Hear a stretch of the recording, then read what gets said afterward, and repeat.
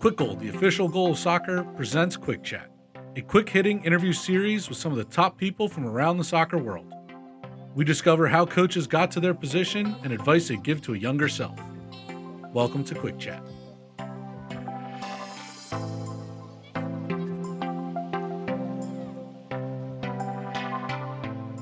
Welcome, everyone. On the call today, we have Carlo Acquista, head men's soccer coach at Fordham University. How are we doing, Carlo? Great. Thank you for having me, Eric. Absolutely. Carlo and I met a number of years ago on a U.S. soccer coaching course. I'm going to turn the stage over to you to just kind of talk about your pathway and let us know how you got to where you are today. Go ahead. Sure. For me, everyone's pathway is very different, I think. You know, it's not a straight line to get there. Mine's a little interesting because right out of college, I always wanted to get involved in coaching, but I didn't know when the time and what happened. As I graduated from St. John's University in 2001, January, the next step was my father, my brother, and myself opened up an Italian restaurant by St. John's. Start working there, plugging away, things like that. And then all of a sudden I kind of get a phone call out of the blue from my high school coach saying that St. Francis College in Brooklyn, they're looking for a young coach, and they thought about me being a good candidate. So I applied for the position. I interview, I get the position at 23 years old. A lot of the players already were between 20 and 24. It was an older group when I got there. So, that was my first step in coaching. The best experience for me of learning on the go, the worst experience on the W side, the record side. But you get humbled by that, right? You learn. From there, because of St. John's, I got to give a lot of credit to St. John's. We were a pretty good team, and we played a lot of high level soccer, obviously, and we were fortunate enough to win a national championship. And a lot of our games that were played in the NCAA were played at Adelphi University.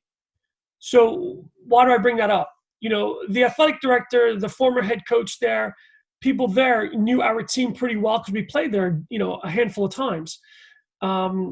Through that, I ended up wanting to go back to graduate school for my sports management degree. And knowing the athletic director there, I get a phone call 5 years after my, getting a job at St. Francis, a couple of days before preseason, asked me if I would be interested in the position sooner than later. Why is that? Because their head coach, Bob Montgomery, who Eric, Yep. went to the New York Red Bulls as their academy director under Bruce Arena. So that opportunity of playing games there and being a halfway decent player helped me with the university because they knew who I was and they kind of followed my career there.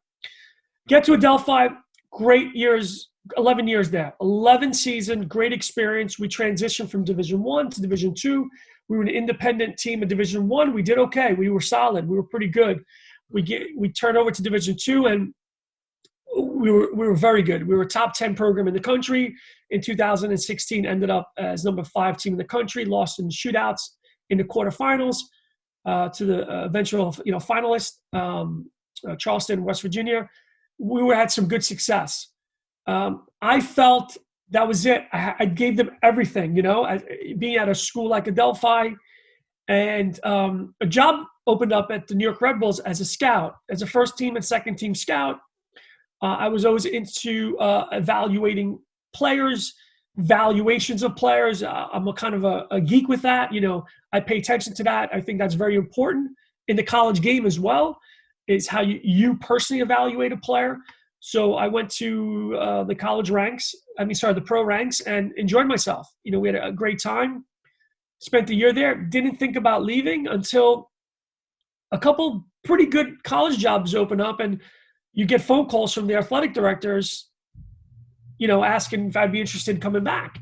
So one of the reasons why, my pathway brought me back to college was the scouting part was cool, but the relationships with players for me was more important, and as a scout, you don't have relationships. You're the person who is looking to bring another player in to replace you, kind of that's how I looked at it. And then, had a couple conversations with Rutgers University, and then Fordham came calling, which was interesting. We just drafted 2 of their players who I watched, considerably for our USL team.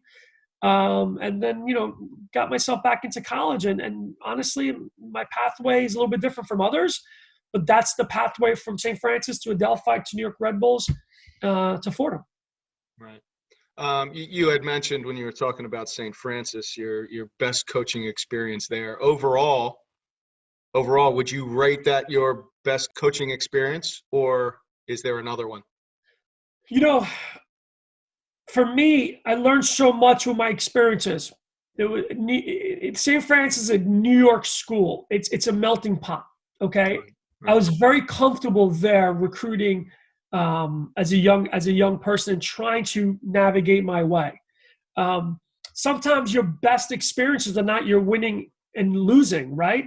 It's more of learning. So that's why I really am indebted to them to hire me at a young age and taking a chance on me, because those 5 years really shaped who I am and how I started doing things for the next 11 years. Okay.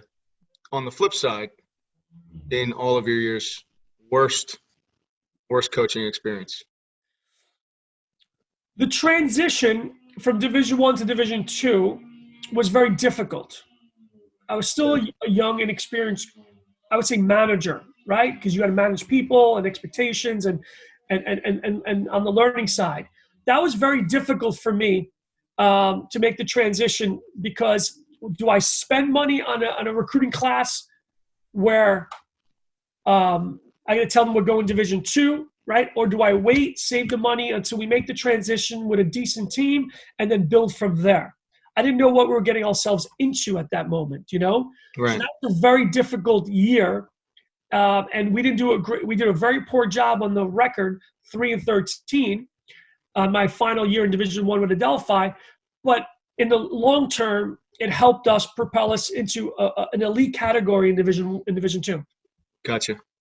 Along the way, is there one player in particular that is that guy for you? Yeah, one player in particular is a gentleman. His name is Issa Tall. Issa Tall came from France. How he ended up at Adelphi is very interesting. An alum from Adelphi named Chris Ewing, who lives in Paris, France, Scottish fella. Mm-hmm. We got back in contact when I got the job at Adelphi, and he said he just started this club recruiting service type. I guess he was trying to navigate his way. Yeah. The young man name was Issa Tall. Issa Tall, probably the highest level of talent we had, could have played to me anywhere in the ACC. And I've had ACC coaches talk to me about him when he was with us. Mm-hmm. He was a striker, forward. We'll say more of a forward. His movements were very good. He came from, if I remember correctly, maybe Bordeaux. I think it was Bordeaux in France. And he made the Soccer America all freshman team out of Adelphi. Top 11 player in the country at that time. Scored a lot of goals. Helped us really shape our 3 years that he was there. Helped us shape the group, and we won a lot of games with him. So Issa Tall. Now, after that, he got internship in MLS. He didn't want to go pro.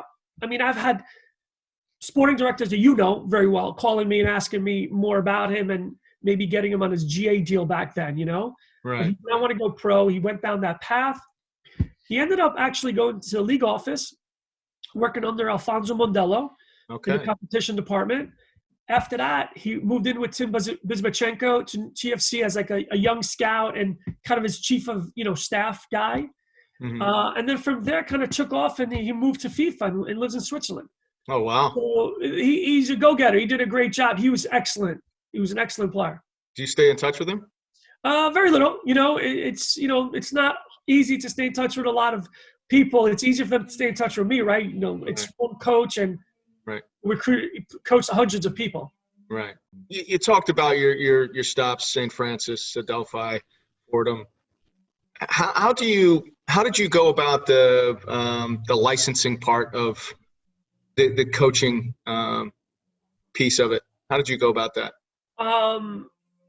I just wasn't, a lot of people are very stubborn about their coaching licenses. What do I need that for? What do I need that for? I was different. I was more like, I want to learn. I want to do more. I asked questions.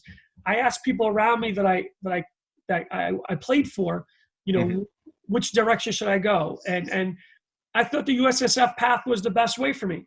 You know, I think a little bit more discipline, how they do things, a little bit more of how they want things done. But I like that aspect of it on the organizational side, and learning more about how to run a session, how to prepare for a session, terminology, why, you know, the whys and stuff like that. So for me, I thought the U.S. soccer pathway was the best way, and I stuck with it. And you know, started with the C, the B, and then the A with you. And then from there, I got involved in coaching education a little bit. I don't do it as much as others per se, but 2-3 times a year, I do some coaching education, grassroots, and D license for U.S. soccer here in New York. And it's come along. You know, for me, it's come a long way. I think my next path will be to try to get involved in the senior course at some point. Excellent. During your tenure as a coach, is there anything you've stumbled upon, anything, any kind of tools that you use in your everyday sessions, things that you've seen, things that you have, you make use of, anything like that you could talk about? Yeah, look, I've always been a loyalist with Kwik Goal. Obviously, my relationships are important to me, you know, and one of the parts that it's nothing new, but I love your small goals, right? I'm not talking about the PO goals, the small goals that we can move around as much as possible, because at the time when you do a lot of counter goal stuff, you're always using these big goals, and then you're kind of creating small goals in it, you know, whichever way. But for me, that your small-sided goals, for me, have been fantastic. And we have a bunch of them at school that we use quite a bit. Right. And just kind of putting a bow on this, if you were to give the younger Carlo Acquista some advice, what advice would that be? If I give myself any advice, would be one area where I wish I did a better job internally. Mm-hmm. You know, I think I'm pretty good with people. I care about people, connecting with people. Give yourself some more patience as a coach. You know, you don't have to win right away. You know, you need to learn and grow. Once you learn and grow, and you're comfortable in your own skin to make decisions, you're going to be successful, and you're going to be here a long time.